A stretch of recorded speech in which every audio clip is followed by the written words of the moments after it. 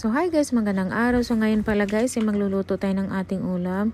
Ating lulutuin pala guys, tinulang manok. So mayroon tayong manok, papaya at saka malunggay.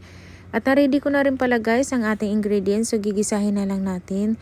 Mayroon tayong bawang sibuyas, kamatis at saka luya. So mayroon na rin tayong tanglad. Siyempre hindi mawawala yan guys, lalo na kapag tinulang ng manok ang usapan. So ayan na guys, ginigisa na yan. Siguro guys, napansin nyo guys na yung nilagay ko dyan ay puno ng tanglad na lang. Kasi guys, yung dahon ng tanglad natin ay medyo luma na siya. Kaya kahit ihalo natin yun ay wala na rin siyang amoy. Stuck na lang kasi yun sa rep. Tira na lang yung nakaraan. So naglalagay na rin pala ako dyan guys ng sili haba. At saka nilagay ko na rin yung manok para magisa na natin. So yung manok pala natin guys is 45 days lang yan.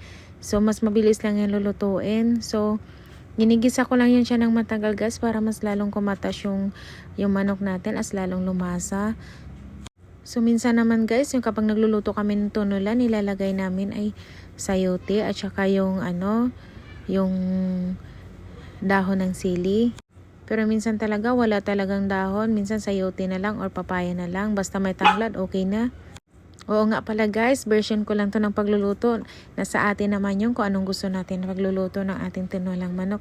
So yan guys, habang inahantay ko pala na magkakatas yung ating manok. So alam nyo guys, habang nagre-record ako ay paputol-putol kasi yung aking dalawang aso ay makulit.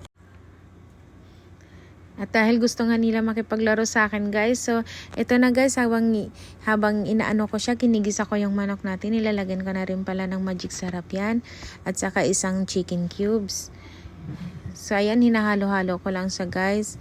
Pagkatapos guys, ay lalagyan ko na rin siya ng ng tubig, para pagtapos ng lagas ng tubig guys, pag kulo ng konti guys, ay lagyan ko na rin niya ng papaya para sabay na maluto. Ayun lang, salamat!